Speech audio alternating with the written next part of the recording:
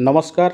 आज आम दशम श्रेणी भूगोलर आगामी बोर्ड एग्जाम बहुत गुड़े इम्पोर्टाट क्वेश्चन को आम सिलेक्ट करें और आज आपण मानी नहीं आसी गोटे लंग क्वेश्चन जो थे कि एक लंग क्वेश्चन भितर भी अनेक शॉर्ट क्वेश्चन ऑब्जेक्टिव टाइप एवं 2 नंबर संबलित प्रश्न मिसिक रही गोटे बहुत इम्पोर्टाट प्रश्न लौह इस्पात शिल्प। तो आम से विषय आलोचना करवा। प्रथम प्रश्नटी लंग क्वेश्चन आकार जदि आसला तो जो शिल्प भारतर मेरुदंड सदृश ता विषय सम्यक धारणा देवाई कहुई। तो आम प्रथम आइडेंटिफाई करवा यार उत्तर लौह इस्पात शिल्प ही आसब। लौह इस्पात शिल्प ही भारतर मेरुदंड सदृश। एवं जितेबाला आम द्वितीय नंबर पॉइंट को जीवा मौलिक शिल्प। ये लौह इस्पात शिल्प को कहीं मौलिक शिल्प कहुए यार साधारण भाव में 2 नंबर संबलित प्रश्न जदि आसवा संभावना रही। तो 2 नंबर प्रश्न जदि आसो आम यही पॉइंट रे लिखा जे यार जो उत्पाद अनेक गुड़िए उत्पाद जो शेष प्रोडक्ट बाहर ये प्रोडक्ट अनेक शिल्पपाई कंचामाल भाव में व्यवहार होता है। या निर्भर करके अनेक गुड़िए क्षुद्र शिल्प बृहत शिल्प गढ़ी उठी थाए। तेणु ये शिल्प लौह इस्पात शिल्प हूँ मौलिक शिल्प। तापर आम देखा भारत वर्ष में जो लौह इस्पात शिल्प केबेठू आरंभ होती स्वाधीनता पूर्व स्वाधीनता पर आम देखा ये गोटे मसीहा गुड़ी को क्रम अनुसार रखी 1830 सर्वप्रथमे तमिलनाडु पोट्टनोभाटारे आमर लौह इस्पात शिल्प बिफोर इंडिपेंडेंस स्टार्ट होता एवं परवर्ती समय ताहा बंद होगा पर 1864 मसीह पश्चिमबंगर कुल्टी ठारे सेठी आधुनिक लौह इस्पात शिल्पर आरंभ होता। तापर 1907 मसीह झारखंडर झारखंड राज्यर जामशेदपुर ठारे आमर TISCO Tata iron and steel company जोटा कि आधुनिक लौह इस्पात भित्तिप्रस्तर यहीटा ही सर्वप्रथम टिस्को। ता परवर्ती समय पश्चिमबंगर बर्णपुर ठारे इस्को अर्थात Indian iron and steel company. Then कर्नाटकर भद्रावती ठारे आपणकर विश्वेश्वराय विख्यात इंजीनियर तांको नाम रे आमे नामित करिचे बिस्को Visvesvaraya iron and steel company. Then आमे जिबा क्वेश्चन नंबर 4 को। क्वेश्चन नंबर 4 रे आपण देखि परथिबे आफ्टर इंडिपेंडेंस भारत स्वाधीन पाइबा परे भारत रे को जगार को स्थान रे आमर तैयारी होईची कहा सहायता रे होईची आम निजस्व ज्ञानकौशल व्यवहार है ना।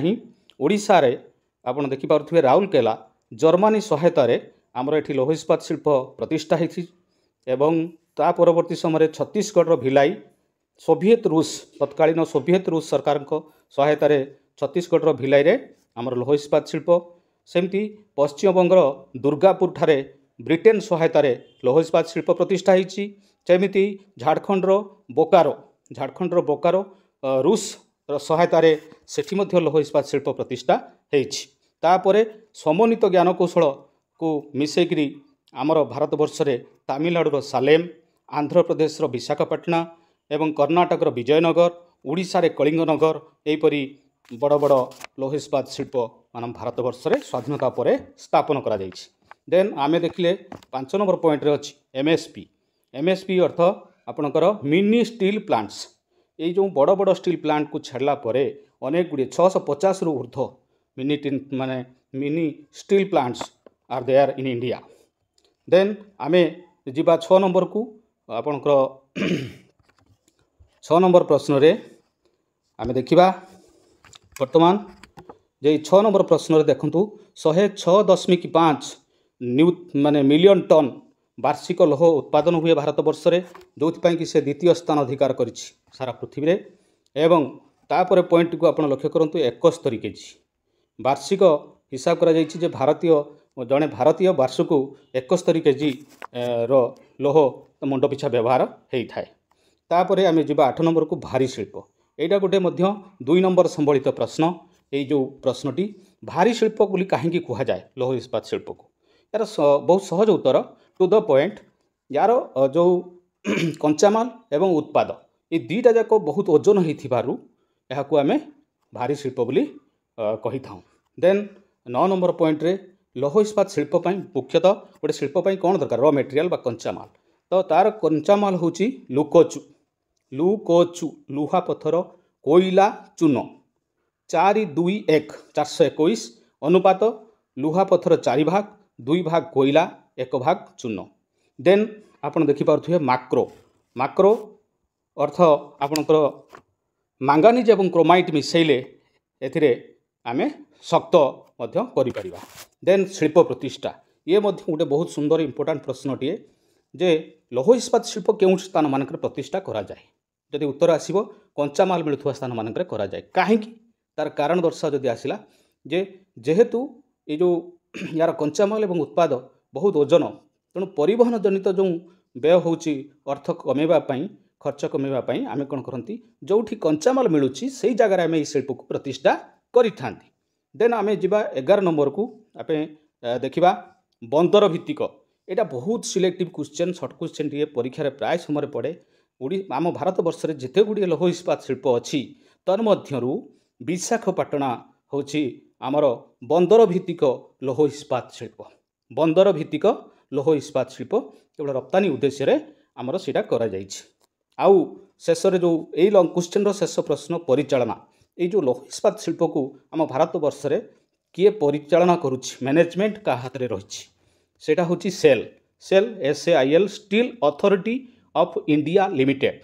ये गोटे राष्ट्रायत्त कंपनी जे कि मैनेज करुछि बुझीला।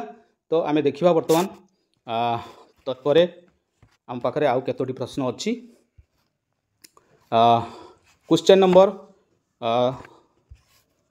जिबा तापरे तो आमे वर्तमान आसी पहुँची गले क्वेश्चन नंबर 13 पाखरे वर्ल्ड रो सर्वबृहत इस्पात रफ्तानीकारी राष्ट्र किए एवं केबे हिथिला तार उत्तर हबो भारत होची वर्ल्ड रो सबुठारु सर्वबृहत इस्पात रफ्तानीकारी ए शब्दटी को गुरुत्व दियंतु रफ्तानीकारी राष्ट्र एवं 2004 मसिया रे। तापरे प्रश्नटी जो रहुची शॉर्ट क्वेश्चन इंडिया पृथ्वीर लौहभित्तिक वाणिज्यर केते परसेंट पूरण करुछि। तो आमे तार आंसर लिखि परिबा 17% केते 17%। ओके देन आमे आगु जिबा उदारीकरण प्रक्रिया जो आमर लागू होला परे जो नूतन अर्थनीति आसिला जो किछि घरोई कंपनी आम भारत वर्ष रे आसी पुंजी निवेश करिसंती लौह इस्पात शिल्प को आगे नहीं चंती। तो से माने हेले भूषण जोड़ा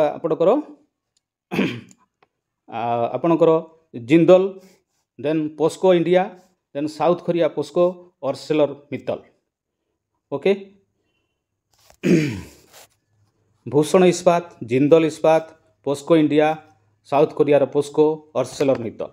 देन 16 नंबर प्रश्न आम पाखरे जो अच्छी इंडिया रो लौह उत्पादन बाधक एटा मध्य गोटे सबुठारु गोटे बढ़िया प्रश्नटीए एटा मध्य अधिकांश समय परीक्षा रे आसे 2 नंबरिया प्रश्न मध्य आसबार यथेष्ट संभावना अच्छी जे अंतराय बा प्रतिबंधक भारत रो लौह उत्पादन प्रतिबंधक किए।